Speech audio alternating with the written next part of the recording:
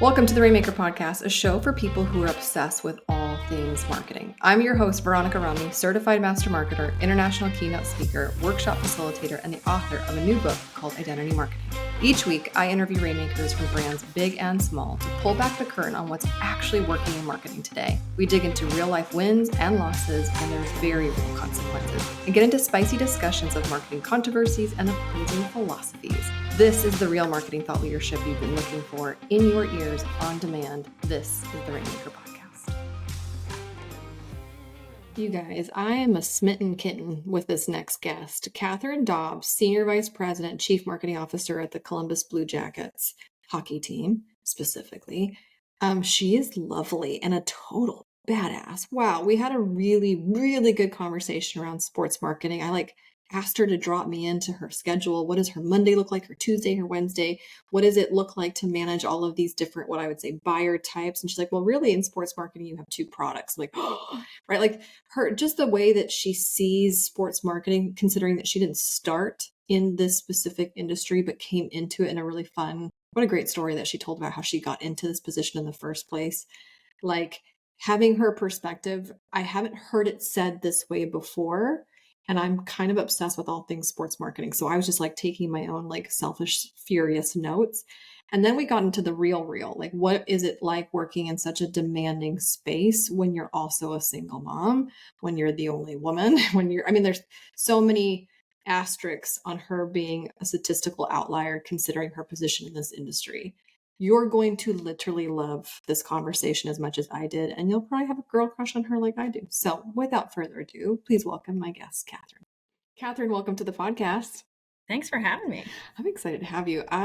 This is not a secret. I think I've been pretty vocal about this lately, that I'm kind of obsessed with sports marketing. I'm obsessed with the NFL. I'm obsessed with how does one market a collective group and also market yourself for so many different buyers, because you have the people who buy the tickets, but then you have the brands that also want to advertise and take advantage of the arena or the athletes themselves. Then you also have internally the people that you have to market to and sell your ideas to. So the fact that you're this chief marketing officer for a hockey team of your size and visibility, how many people do you actually feel like you have to sell to at any given week? For real. Well, and it's funny that you put it that way, because I don't even think about how many different people. I think about where we are in the moment and therefore what the message has to be. Okay. Tell me more. What do you mean? Drop me into your head. Yeah. So for example, so this is my first sports marketing job. So my frame of reference goes back to a job in manufacturing. I worked for the YMCA for over 10 years. Membership marketing. I was development officer. I asked people for money. So I did all these different positions. I'm marketing a sports team where ultimately you have two products. Okay.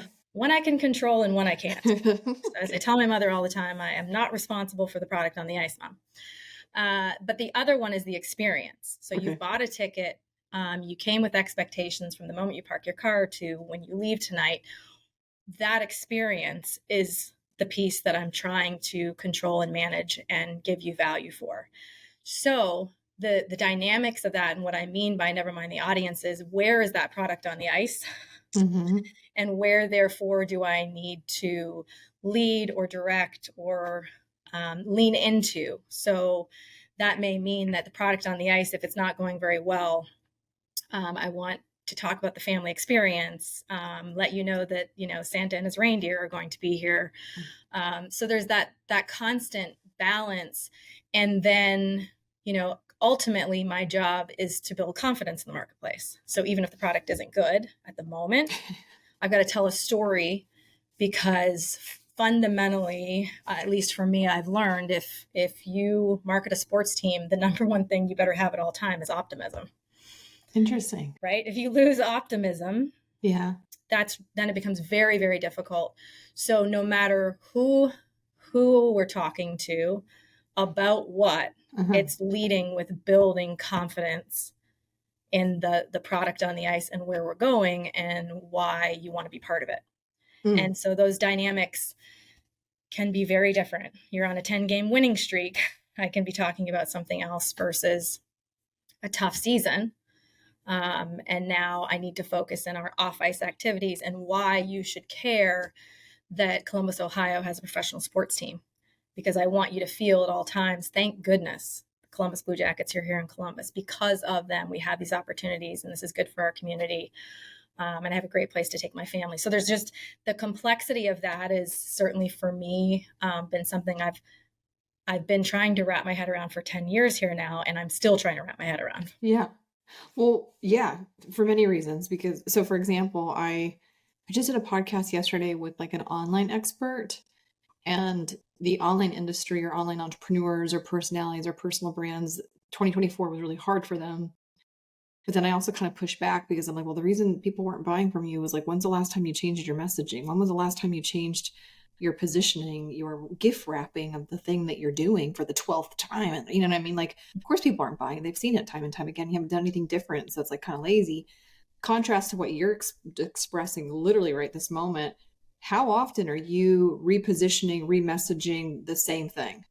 Well, or I engage you in your thought too. How many different ways, depending on how long the product has been challenged on the ice, how many different ways can I tell you this season, this season, this season? We've had 5 coaches in 4 years. Okay. So I don't really need to tell you, I don't even need to tell you more beyond that. But as I approach the season, and my team and I are talking about, and we have an 18-month sort of content outlook where we look and say, okay, what are our storylines? What are the opportunities to build confidence in decisions that are being made, and young talent, and all those kinds of things. So that if we are minutes into this podcast, for us to get right to the challenge, it's definitely that. It's like, okay, how now? Now, there's always things happening. So, for example, coming into this season, I just mentioned the coaches, but now we have a new coach and a new GM, right? So, new GM, double win, more change, and so there's all these things we can talk about, and that's my job. But at some point, I think for me, because of that, it is constantly that gut check of the balance then of leaning into on ice product or experience. We are in the business of entertaining, right? Yeah, That's agreed. ultimately, and so that mix is just a constant conversation. The good news is I think we're really good at it. We're a franchise that has had a challenge of sustained success on ice, and so because of that, we worked really, really hard to have a good experience. I promise you, you come to Columbus, Ohio, and you come regardless of the outcome on the ice, you're going to have a great time in our arena. That's because we've had to. The good news for us, as you do then have success and sustained winning, we can build on quite quickly because we're ready. But that's really day to day for us. But we've been doing it. We don't sit in a room and go, oh shoot, the team hasn't been doing well on this road trip, right? We're coming home, we haven't done well. What now? We know the plan is there. We know what we can lean into, and we kind of look at it and say, okay, based on this, we'll lean more here, less here, we'll save this.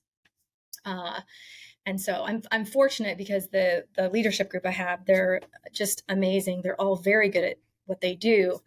And now we've been together long enough, almost 6 years as a group, to sort of, there's definitely payoff there, to have people and time and experience. And that really goes, I think, for the entire business team here in Columbus. I would put our business team against any other in the league, partly because of where we've come from and what we've had to do. But it doesn't mean it's not a continuous challenge. And so if I get to that point now where I'm like, I'm somewhat there in this moment of trying to make sure I'm doing the right things and a good job, to make people continue to come while we fix this product. And we will. And when we do, it's the hardcore people that have been in through it with us that'll be there and will own it.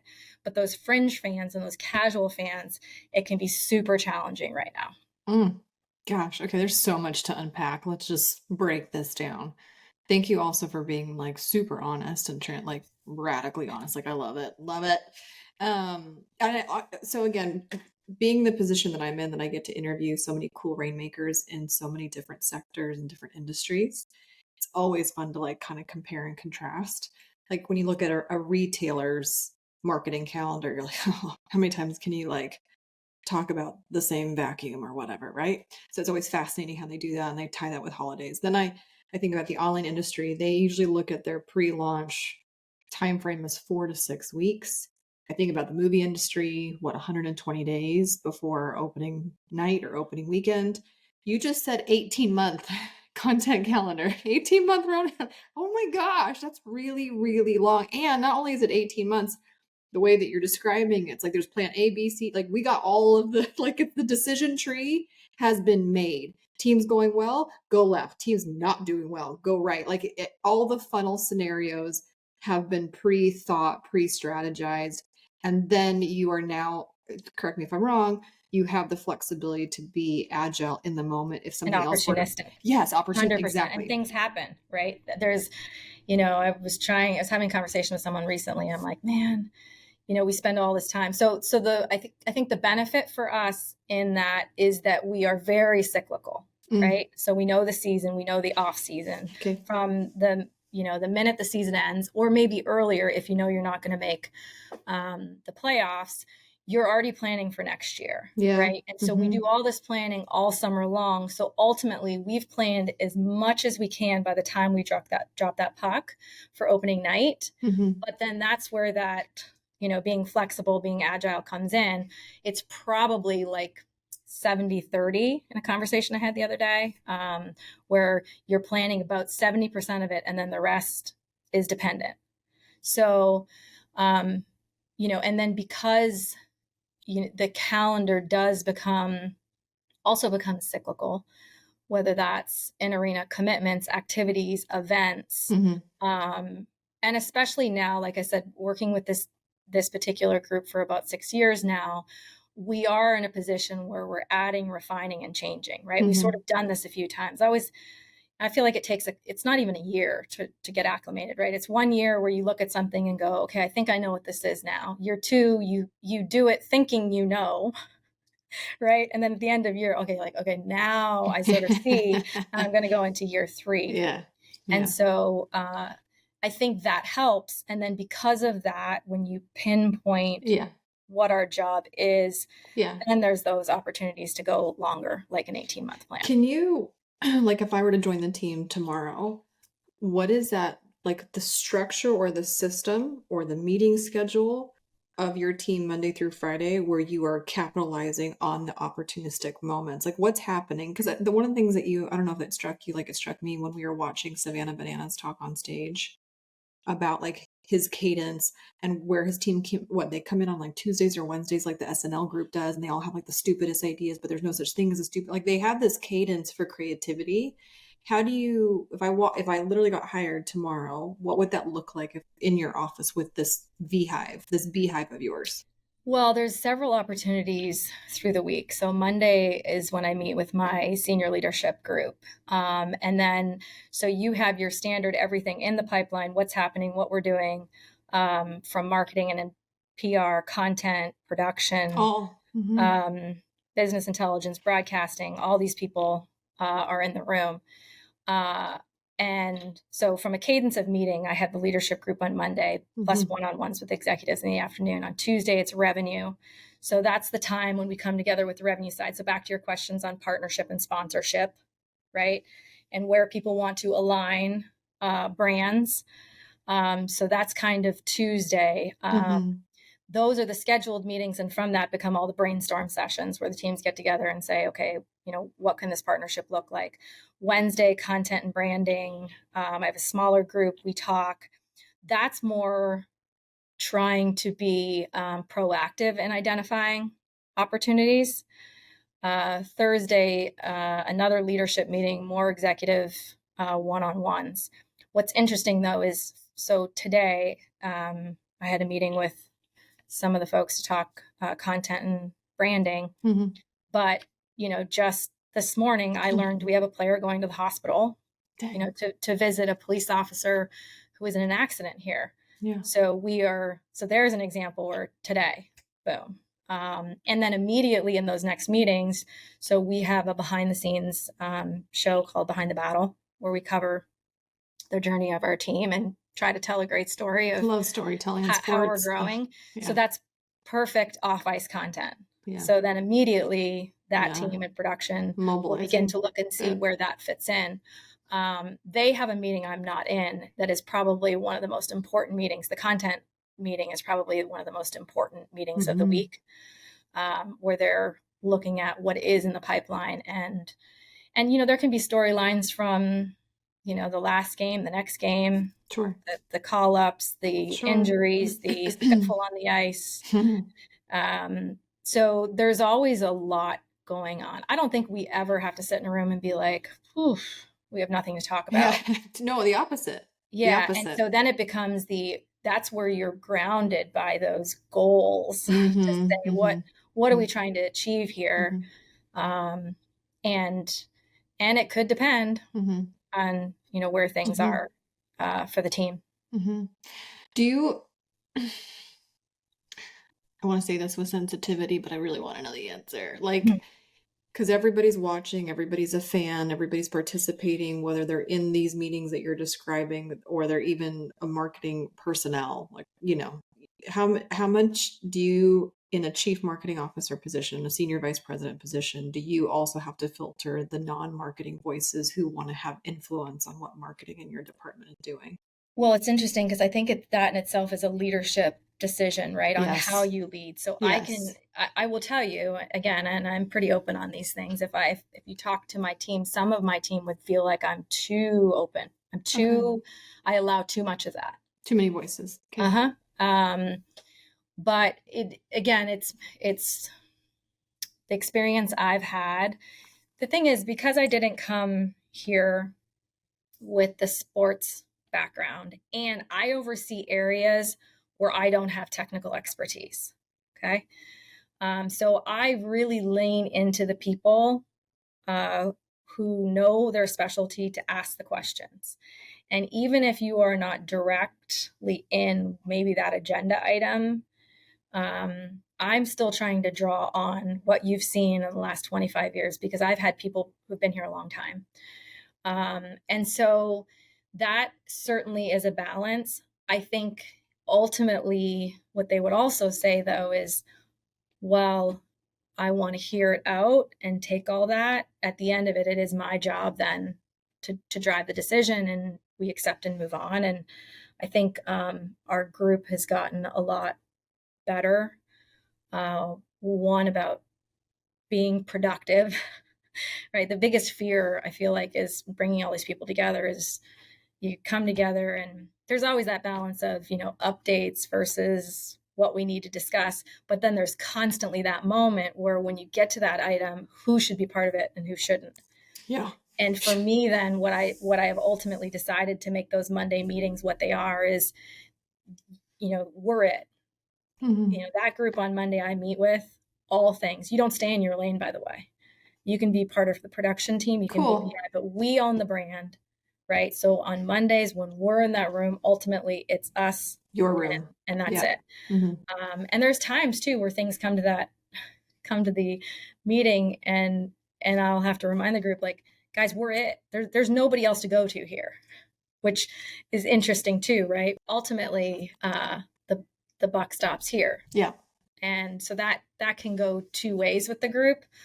But it's constant. I think it's more of a struggle to be productive and efficient across the marketing departments working with the revenue. Okay. Right. So whether that's typical, that part, no matter what industry I've ever worked in, that's the natural rub. The tension. And then that's where people are like, well, who needs to be involved with this? And is this a marketing decision? Is this a ticketing decision? And, ultimately then it becomes my job to be like, well, ultimately we're trying to do the right thing for the organization. So.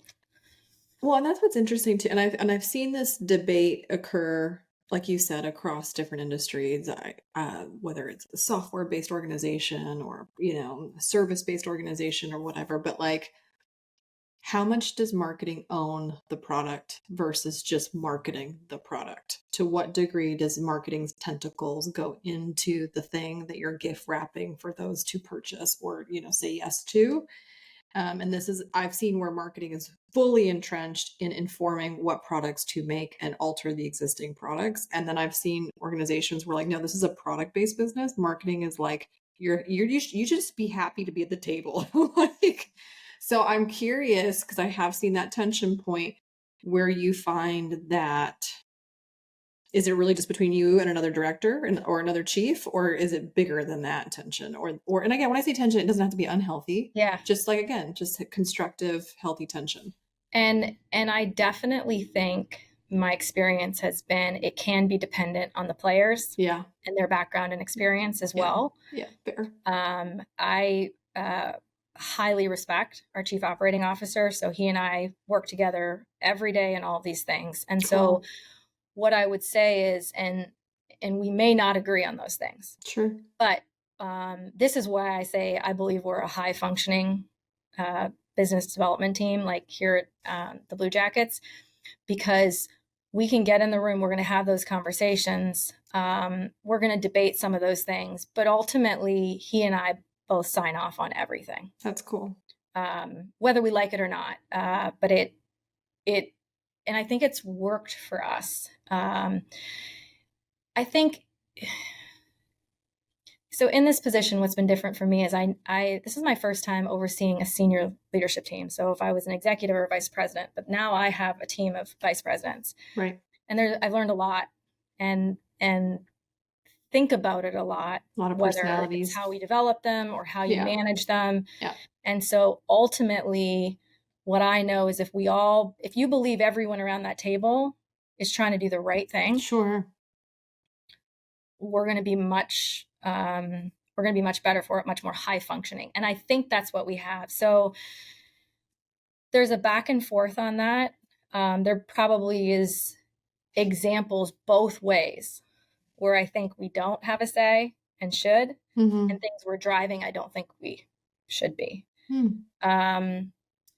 But ultimately, because we come together and, collectively, so whether or not his team puts the business case together and then, eventually comes to me or vice versa, everything we do leads to he and I signing off. And I think that allows for some checks and balances for that to be healthy. This is interesting to me because you are not this like 30-year sports marketing vet. You didn't come from sports marketing. So lovingly, may I ask, like, how did you earn your stripes? Like, how did you earn the respect of your peers that might have had a deeper expertise and background in the thing that you did not have? Not to take away from your marketing expertise and intuition and like gut and all that great stuff that comes with you being a leader, but just specifically, well, I've been in sports marketing this long. You know what I mean? Like, how did you earn your stripes in those early days? Well, I think one, sort of understanding how I got here. So I moved to Ohio the first time in 2000. And that happened to be the inaugural season of the Blue Jackets. Had nothing to do with working in sports. Shortly thereafter, I went to work for the Y, but I was following this hockey team. So it was new to the market. I grew up, in a typical Canadian hockey family. My brothers played, my dad coached. I never had the opportunity to play, but my first job was at a hockey rink, so I could watch junior A and junior B games. And so I come to Ohio, they have this new franchise. I'm like, I'm going to follow this club. My brother would come down from Canada. We fell in love with this market. And what we saw is a non-traditional market, getting this professional sports team, not particularly, I don't want to say educated on the sport, but so embracing. Ohio is amazing for sports, right? That's what it is. They're great sports fans, right? Yeah. So we would come, everyone had a great time. Where we come from, we're pretty tough. If the product's not good, it's the end of the world. Yeah. Here, it was experience and fun and embracing. And so immediately fell in love with this team. Went to work for the Y. Had never thought about working in a nonprofit till someone came and asked me. I was working for a manufacturing company and doing marketing. And they said, have you ever thought about from a town of 200. We didn't have a grocery store, so we didn't have a YMCA. And so went to work for the Y, fell in love with the mission, and ultimately marketing membership. They asked me to start a campaign. I didn't know how, so I called someone at another Y and said, how do I do this? Oh, I love that. And then really embraced, I always said I was never going to sales. And then one day I woke up and I was asking people for money, and I wasn't even giving you anything tangible. Yeah.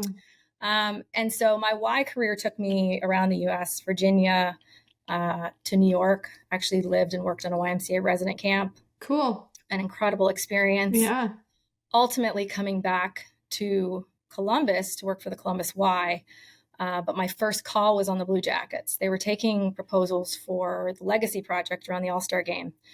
And my first day on the job, I called up the executive director of the foundation. And I said, small town here, right? I said, you don't know me, but I think I can help you grow hockey in Central Ohio. And she said, when do you want to meet? I said, how about now? And so I got up from my office in the downtown Y and I walked to the arena. Yeah. I met with the executive director and gave her my speech on, we do youth development, we can get sticks in hands, we can grow hockey. It was a 12-year speech for me. And at that point, they'd already picked the Legacy Project, but she said, we'd like to do something. So we started a program called Skills and Drills. So I started with the Y here in April. In June, we started that program. In April, we started that program. In June, we did another program in YMCA childcares called Time Out to Read, supporting reading programs. And in July, the executive director left. And the board chair of the foundation called me and she said, the executive director is leaving. Your name has come up. I don't suppose you would have an interest. I was speechless that day because 12 years earlier, I had gone online to fill out on Teamwork Online for sports jobs in case the job ever opened up. The day I learned that I could marry my favorite things. And so coming here and having that conversation, I thought I was just living, marrying these worlds. Sure. My answer to her was, I said the only thing I would ever leave the YMCA for is this job at the Columbus Blue Jackets. Oh, I got chills. Oh, okay. This is cool. And it's true. So it was interesting. My journey brought me back here. And so I had the opportunity to come. They offered me the position. And so I came in what I call a side door. Yeah. A relational side door. Well, they needed a unique resume, right, of nonprofit understanding and community development strategy. But even though I never worked in sports and I've never worked in hockey, not only do I love hockey, I have followed this team from day one, which I actually thought might be a reason not to hire me. I was like, I'm not sure I should, tell you how much I love this team. And so that's what brought me in here. I get here, I'm on an executive team of about 10 people. I was the only woman at the time. Everyone wanted to talk to me about that. But my first observation was not about being the only woman. It was about being the only person who wasn't from sports. Because I would be with these people in the room and I'm thinking about, I did marketing for DC power equipment in a manufacturing environment. And I did events so I'm drawing on these experience and thinking. And so that for me was sort of the first, whoa, and most of them, not only are they from sports, most of them have worked for the team since the inception.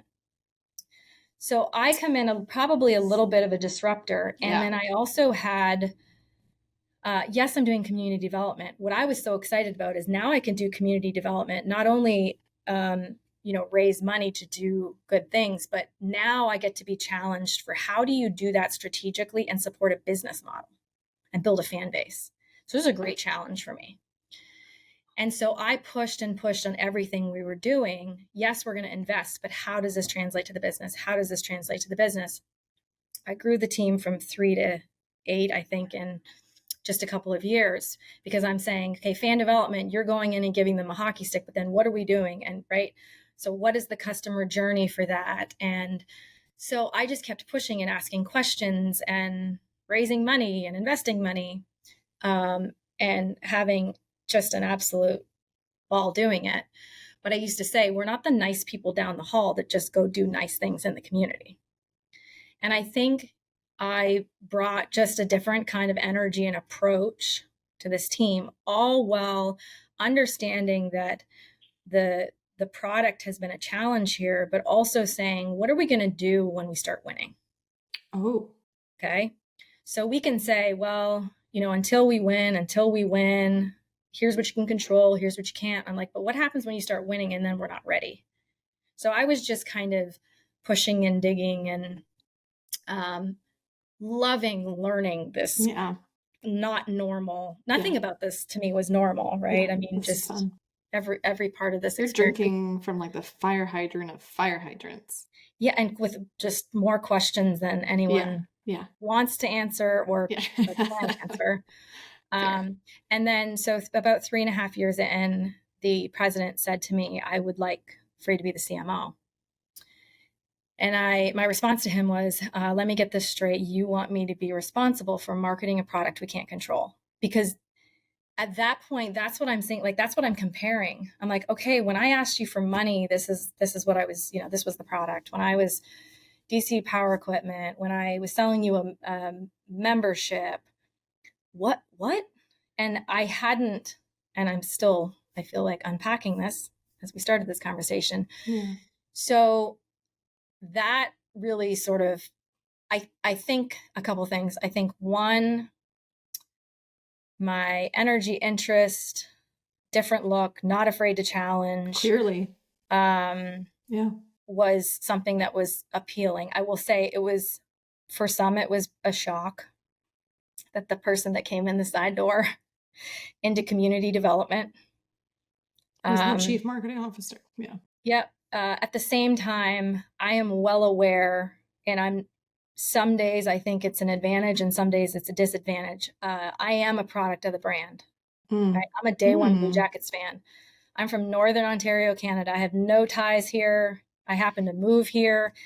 And so when you talk about the challenges of marketing this product, well, how is it I'm a fan? How is it I'm a diehard fan? So there's something special. Again, some days that's good. Sometimes I have to start a meeting and go, okay, I'm going to be a fan first here. Yeah. And it's very personal to me. And as I grow and develop and think about what I'm doing, I could debate if that's good or bad. Well, you can hold your own. Let's put it that way. For sure. But it's personal in what, from a brand, it's like, I tell people, all of a sudden you're responsible for marketing your very favorite thing. And all you can think is don't screw it up. Gosh. There's some pressure to that personal side for me. Yeah. But I would like to think it helps me do my job. Yeah. I want you to write a book or do a keynote called Fan First Leadership or Fan First Marketing, because that'd be good. That'd be some good stuff. Because that's I mean, at the end of the day, there's certain ways I've seen arguments just stop. And I'll give you some non-business related examples, but like when somebody in the room goes, you know what, it just doesn't feel right. I'm like, well, shit, how the hell am I supposed to argue with that? Or like, the spirit is not confirming to me. I'm like, how am I going to argue with God? Like there's just certain moments where the conversation just stops because you can't really proceed, and there's nothing, you can't argue with something like that. I'm just kind of in awe of you, but like, how do you argue with somebody who goes, yeah, but I was a fan before we sold fans? Like, you know what I mean? Like that ground zero, I am prospect zero before we are this, Oh, I think that's cool. That's really cool. I mean, one of my favorite questions, and all levels of life and leadership, when you get to those moments, is just, if you were me, what would you do? Yeah. Oh, yeah. Right? The doctor. Right, let's just skip to the next piece then. Right. And because, something's on your mind. So just help me get there. Yeah. It is interesting, but it's also, the fact that you're trying to look at where different fans or customers are on their journey too. Totally. Right? Are you a casual fan? Are you the hardcore fan? Totally. right? So then that conversation is different Totally. because of how you may self-select. You may actually be a casual fan, but think you're a hardcore fan. Totally. Right? Totally. So there's always, it's definitely interesting. And you're always fan facing. You're always, the scrutiny is right in front of you all the time. Yeah. That's very different from other, jobs that I've done. This is personal to your customers in a way that to their identities. It was not the same intensity, even if you were very, if you cared very much for your why and the programs and whatever you're doing, there's passion there, but there's an ownership in sports that fans have. And I have to do my best to relate to that all the time, mostly to anticipate. Yeah. Yeah. I write about sports fans in my new book that's coming out, because I find that, you want to talk about identity marketing, sports fans, they sing chant songs at weddings, they get buried in, they're like, their swag of the team or whatnot. And it's unbelievable. Actually, Tattoos. Beyond tattoos, caskets, the gamut. Yeah. I was thinking, as you were talking about casual fan versus like diehard, you'll love, I did a podcast a couple episodes ago. Her name is Olivia Levin. She's managed the account Swifties for eternity since she was 13. She's 24. This is 11-year commit. And we talk on, because I was asking her, I'm like, what the hell is the difference between like a Swiftie versus, somebody goes, well, I'm not a Swiftie, but then you just spent thousands of dollars to go to the concert. And she's like, oh no, there's a big difference. And then she like spent time on the podcast delineating what it means to be a casual fan versus being invested in, so that you can proudly identify and like wave your religion that is Swiftie. So I think you'd find that really interesting of an episode, because it's spot on to kind of what you were saying. To watch it in a different space. Can I get a little personal with you? Sure. Because you're clearly a badass, but you're also a mom, and not just like any mom. You're a mom, single mom. Yep. And so what I know of sports marketing is the schedule is ruthless. And how'd you do it? Like logistically, emotionally, mentally, physically, like how did you hold, because you have such reverence and such love and adoration for this team, and then you have your own daughter. So like, how do you hold space for these two things that you love so deeply that can schedule wise and otherwise can be at conflict with each other? No? Yeah. When I started with the team, she was 6. Yeah. Little. I had before care, after care, and 3 babysitters. There, most of the time I was like, where is she? Who has her? Who has her? Where am I supposed to be? It's the schedule for us, 82 games, 41 home games, 45 with preseason. Yeah. So, that in itself is intense. I wanted to be here. Now, there's really an expectation at that point that executives should be here, but I also wanted to be here. And because I was new to all this, I really felt like I had to be to understand anything that was going on. So she came to all the weekend games with me. And she just went out wherever I went. If I did radio or television or a meet and greet with kids and a player after, she just came everywhere. And so that was also cool because she was, really in my world, and she grew up here, thinking these things are normal that are not necessarily normal. So for the first few years, I did that. Then I actually got an au pair. That was somewhat life-changing for me, at least to help me manage. And I did that for a few years and through COVID. And what's interesting is after COVID, she really could be on her own. But again, I'm gone so much, I needed company for her. And like all the employees that somehow disappeared through that, I'm going to care.com, just trying to put out an ad that says, she'll make her food, she'll clean up, she'll put herself to bed. I just need it's the coolest job in the world to come hang with my kid. And there's no taking this back because I'm about to share it with you, but I couldn't find anyone. And I used rover.com for our dogs. And so I went to my daughter, her name is Maya, and I said, how do you feel about Gracie, the dog sitter? How do you feel about the dog sitter? She's like, well, she's nice. So I went to Gracie and I was like, I don't suppose you'd want to spend time with Maya. She's been helping me now for 4 years. Hey, man. Yeah. There you go. And some of it's just to go to Starbucks.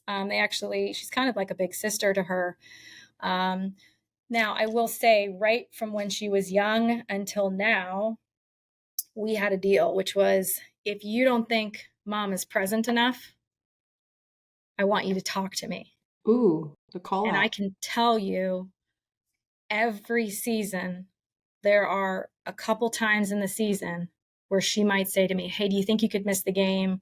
Or, can we find some extra time? Now, my love beyond what I do is travel. So I love to travel. My daughter loves to travel. She's an incredible travel partner. So that's how we get our time. So over American Thanksgiving, we don't have anywhere to be. So we go to Cabo every year. We'll travel over spring break, which can be a tough time of year, depending on, playoffs and things like that. But, and then we've got a fishing trip in July back home. And so we have all of these things. And so we get very dedicated time together. And then we have sort of this other, attempt, because there is no balance and there is moments. And now that she's 16, her ability to articulate. Oh, I can imagine. But she is also my biggest supporter, 100% my biggest supporter. So, yeah, it's definitely been interesting and a challenge. And I do say, I would never do this job and balance that as a single mom if I did not love this job. Well, yeah. Like it's, and that's what, as people come into the organization, and that's the piece. You got to really want to do it, and you got to, and we only have, I don't even know if we're at 6-8 moms at this point. Could be a little bit more now, right? Not because, we've got lots of women in the organization, and that's great, but in the senior positions, it's challenging because of these things. Yeah, of course. So it's definitely, been an interesting challenge, but our time together is our time together. And I don't know if it would be the same if we hadn't had to be so deliberate, but I am sure grateful for that. What I've kind of come to is like, you're going to go to therapy about me anyways. So like, I'm just going to do the absolute best that I can, being great for me. Yeah. And being transparent. Yes. I tell her. Yes. I share. So one of my challenges, I think she thinks I'm somehow indestructible. And oof, so like seeing me cry is something that I have to, I consciously will let her be a part of when I'm just, when things are tough. But that sort of realness of what's hard, and, it's just her and I. And so our dynamics are unique that way, that, and it's funny because I don't know what it is about right before they go to sleep, but I think teenagers have this moment right before they go to sleep where suddenly that's when they want to talk. Yep. But the deep conversations, and I am straight with her on everything. Mostly just, I don't know, it's that I want to save you time. I want you to see the imperfection. And above all else, I want you to know you're going to be okay. No matter what, you're going to be okay. There's too much talk all the time, pressure in school. I talk to these sports management classes, and this one group that I've been going to speak to the last couple of years, the professor and I, we spend the time talking to the kids about the fact that, what's keeping you up at night? I ask them all, what's keeping you up at night? Now let's talk about the fact that you're going to be okay. We need to spend more time talking about the fact that you're going to be okay, right? I know sports is your life, and I know all these things. And last year, after I left the class, they actually made up stickers. And so when I went back this year, they gave me one that said, No you're going to way. be okay. Yeah. That's so So cool. that message, if I can carry in any Yeah. communication with my daughter, from mistakes to Yeah. life lessons to a little bit of shock and awe from time to time. And I promise her there's nothing you can tell me that's going to surprise me or Yeah. I may or may not have experienced in my lifetime. Number one, you remind me of like Ted Lasso. Like, believe. It's okay. It will be okay. Like, I think that's fantastic. What a legacy right there for you with these people that you are being a mentor to or being a great example of. Also, I recently had this like really strong impression to, I have two boys. Oh man, they're just like a different breed. I call them man cubs How because old? we're at 8 and 10. Okay. Yep. So we're at middles. I don't have littles anymore. We're in the middles. And I had a really strong impression a couple months ago now, where I'm like, I need to lay down with them at night. Because I just have this thought or theory that if I'm with them laying down, they just start talking. They just start like word vomiting. I'm like, I asked you how your day went when I picked you up from school. Where was this? But like you said, there's something really magical of this night moment. But I just hope, right, that if I'm doing it now in the middles, that when they start getting into those like really crucial teenage on the cusp of adulthood, everything's terrifying, that Yep. not only will they be totally radically okay with me being on their bed, but they will come seek me out on my bed when they need me They look most. forward to it. Yeah. Yes. Yeah. It's interesting during, when she was in middle school, and everyone kept telling me how awful middle school was, but, and then she was in middle school during COVID. So that Oh, created geez. different complications, Yeah. but Yeah. she just was so negative. Yeah. Goodness, child was so negative, and I was trying to figure out how to combat it. And so, we will say prayers together at night, but Yeah. when we come together, we started this thing. So it's been, I don't even know, 5 years now we've been doing it, but where I would say to her, three things that went well today, right? Three things we're thankful for. And we actually call it three things. So to Oh, this cute. day, she'll walk Cute. in my room at night. She'll go, okay, three things. Three things. And we would just talk about the good things. And I know, people write about that and they talk about it and journaling and what you're thankful for and all that kind of stuff. But that reframing the conversation with my daughter, that has just been, I'm taking that. yeah, it's incredible, because even that bad day, there's something that now they want to tell you, or you find out something bad that they're thankful is over. Right? You know what? I'm thankful I got through that presentation today because I've been sleeping all week. And my favorite thing about that exercise is no matter how many times one of us walks in and says, okay, three things, it's always more than three. It's always more than three. And so that piece, and even though now I feel like she will come in and have those conversations, she loves our time. It's funny, we drive back and forth Canada all the time, and all these people that hate long drives, my daughter loves when we have a long drive together. Because she just gets to have She gets dedicated quality. time. Yeah. Yeah. So Yeah, she's, time. so that's really interesting, right? And it just reminds you. Love languages. Even when they don't know what to say. Presence. So I've been very, very, very thankful. And needless to say, my own opportunity to say what I'm thankful for on the tough days is a good exercise. It's the power, the testifying of the power of presence with someone that you feel safe with, that you feel loved by, even when there's silence. Like I remember when I was dating my husband, that like I knew we had hit a milestone when I could just be in the car with this guy that I was dating and we didn't have to say anything and it wasn't awkward, versus like early on when you're dating and like that's no one's talking, you're like, this is awkward as hell.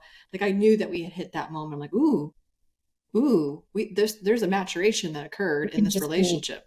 Yeah. That's cool. That's really cool. Okay, you're just the loveliest. You're lovely. Kind. Your beauty, your grace, your missing, you know what I mean? Like you're just, and you're a complete badass. like the paradoxical qualities of being this fierce woman who can be soft and can also like hold her own. Like that is really inspiring to me. Thank you. I love these little, she heroes that can like draw a sword, but then be soft when needed to be soft. It's like the best, right? We do this fun thing on the podcast where I've asked you all my selfish questions, and I think it's only fair that we end with you asking me whatever you want and putting me on the spot. So we just met. Yes. Right. We haven't known each other very long. So No. since we met a couple months ago, I've been following you, and I too am taken by you. You two are a badass, and I am so impressed. No, you're Not pretty. only No, by you're what you're pretty. doing, but how professional. Like your presentation, at even down to scheduling this conversation, is so well done. And I think that matters. Oh, and so I've thanks. been reading your stuff and watching and following, and of course wondering what am I going to contribute to that. And all I can think of is, man, I'm watching you talk to all these people, learn so much in every conversation, right? Which is the gift for you and to everyone else for what you're doing. There's so much work that people don't realize goes into this, right? So knowing the commitment you made and thinking about people who just do these podcasts and make it look like nothing, like, what has this been like? Like, what, starting the podcast, doing the podcast, like, what are the things that have surprised you the most, and things that you got out of it unrelated to why you went into it? Ooh, good question. Because 2024 was a fun year for us because we crossed that 100 episode threshold, which is like always kind of a big deal. You're like, Awesome. ooh, like I'm legit. Yeah. Like before that moment, I'm just like playing. I think I did one thing right.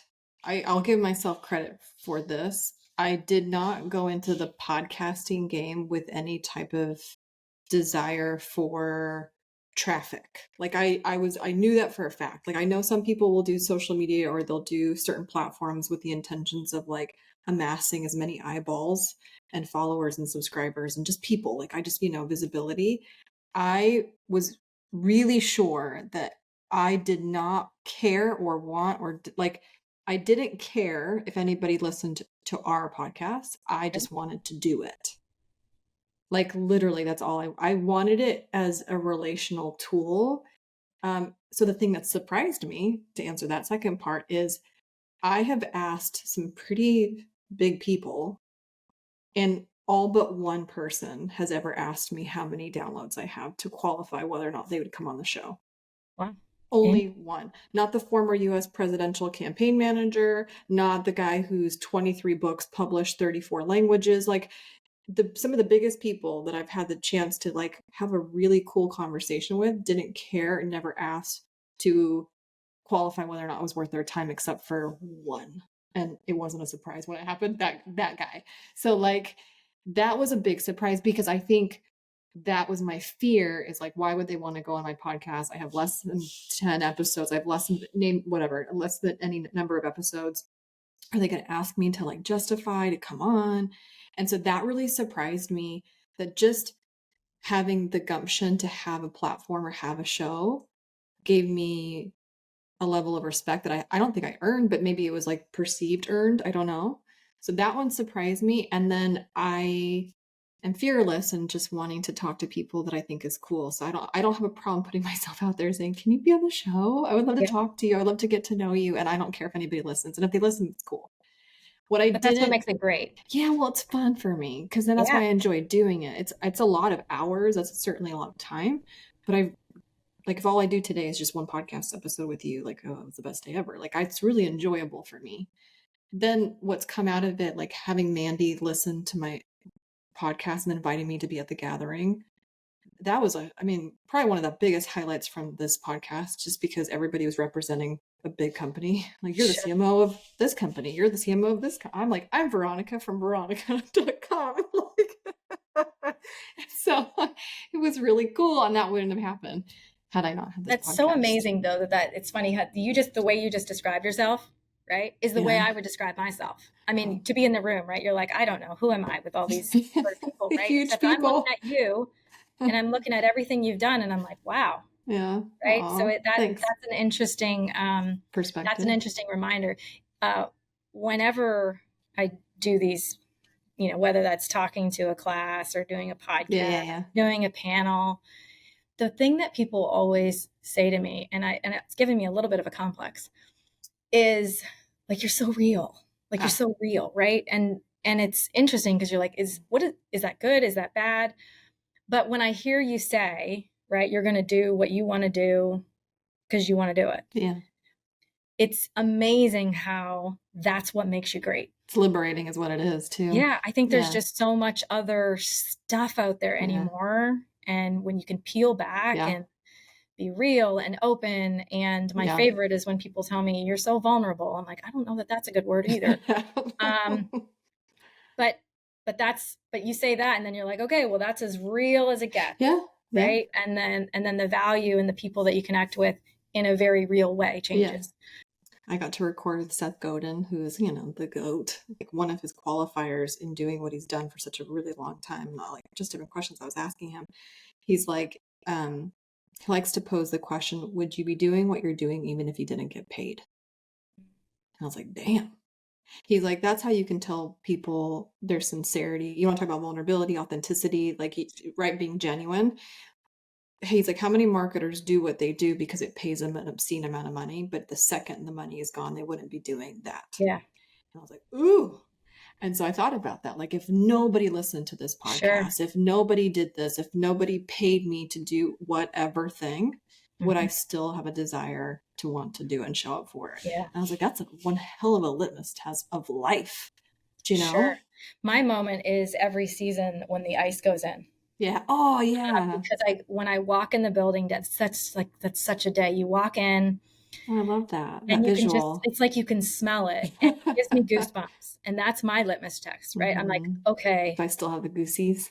Right. I walk in and then it's funny because I have a bit of a reputation around here during a game. Like, you want to talk before a game, you want to talk intermission, but when the puck is in play, please leave me alone. Zip it. It is like, that's my payment, right? That's my moment. And that to me is what I think of when you say that, right? It's, do you, if you feel it? Yeah. Oh. Right? So I feel it when I walk in the building and I'm excited that the ice is in, even though I have to figure out maybe today how to reframe something, the same thing in a different way. Well, I'm going to do my damnedest to figure out how to do that so that when the puck drops, I can go get paid. And okay. I think this is going to be a regular question I ask on the podcast is like, what is your moment? You know what I mean? Like, for Seth, the question is, would you still do it if you weren't getting paid? What is the day that the ice goes in? What is that moment for you to know that you still have it in the tank for what it is that you do, you know? Kathryn, thank you so much for being on today's Rainmaker podcast. Appreciate it. Thanks for listening today. If you've loved what you heard, make sure to rate the show, subscribe, and leave a review. It helps us get the Rainmaker podcast in front of more passionate marketers just like you. And if you're ready to transform your marketing from buy this to be this, pick up my new identity marketing book available on my website at veronicaromney.com. Until next time, my friends, keep making it rain.